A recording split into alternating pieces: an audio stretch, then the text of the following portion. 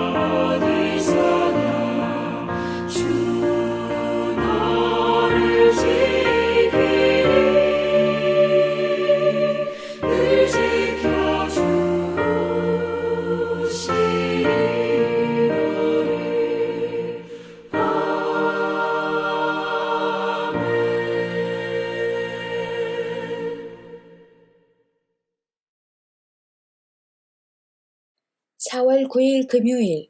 오늘 우리에게 주시는 말씀은 마태복음 6장 25절에서 28절까지 말씀입니다. 그러므로 내가 너희에게 이르노니 목숨을 위하여 무엇을 먹을까, 무엇을 마실까, 몸을 위하여 무엇을 입을까 염려하지 말라. 목숨이 음식보다 중하지 아니하며 몸이 의복보다 중하지 아니하냐. 공중의 새를 보라. 심지도 않고 거두지도 않고 창고에 모아들이지도 아니하되 너희 하늘 아버지께서 기르시나니 너희는 이것들보다 귀하지 아니하냐. 너희 중에 누가 염려함으로 그 키를 한 자라도 더할 수 있겠느냐. 또 너희가 어찌 의복을 위하여 염려하느냐.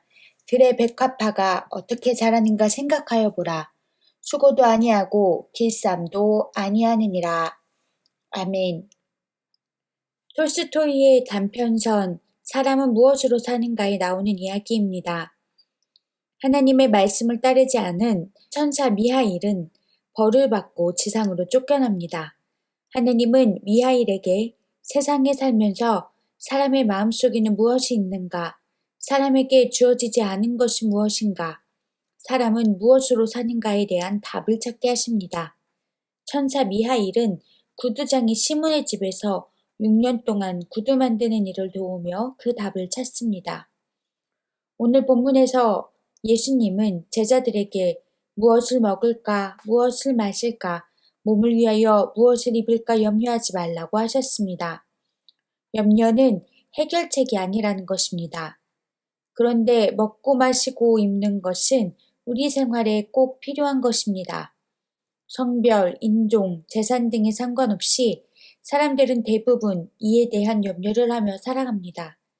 차이가 있다면 가진 것이 많은 부자는 무엇을 선택할지를 염려하고 가난한 사람은 어떻게 구할지를 염려한다는 것입니다.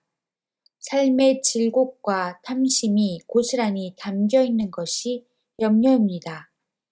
마귀도 이것을 잘 알아 예수님이 광야에서 40일 금식 기도를 마치셨을 때 돌들로 떡덩이가 되게 하라고 시험한 것입니다.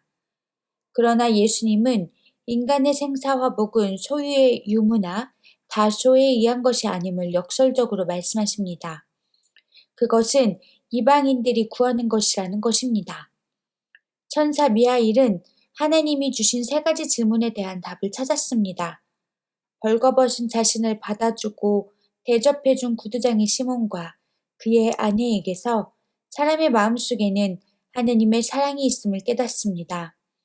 내일 죽을 줄도 모르고 닳지 않는 장화를 부탁한 부자를 보고는 사람은 자기에게 무엇이 필요한지를 모른다는 것을 알게 됩니다. 그리고 어느 여인이 쌍둥이 아이를 데리고 왔을 때 3번째 질문의 답을 찾게 됩니다. 천사 미하일은 이런 말을 남기고 하늘로 올라갑니다. 사람들이 자기 자신에 대한 걱정으로 살아간다는 것은 그들의 생각일 뿐 사실은 사랑에 의해서 살아간다는 것을 깨달았습니다. 사랑으로 살아가는 사람은 하나님 안에 사는 사람이며 하나님은 그 사람 안에 계십니다. 하나님은 사랑이기 때문입니다. 예수님은 너희 하늘 아버지께서 이 모든 것이 너희에게 있어야 할 줄을 아시느니라고 분명하게 말씀하셨습니다. 오늘의 염려를 하나님께 맡기기 바랍니다. 묵상 질문. 오늘 하나님께 맡겨야 할 염려는 무엇입니까? 오늘의 기도. 생활의 염려가 불평과 핑계가 되어 불신앙으로 자라나지 않게 하옵소서. 나를 대신해 십자가에 고난당하신 예수님의 사랑을 힘입어 오늘을 견디게 하옵소서. 예수님처럼 낮은 자리에서 사랑으로 살게 하심으로 부활하신 예수님을 따라 승리하게 하옵소서. 예수님의 이름으로 기도합니다. 아멘.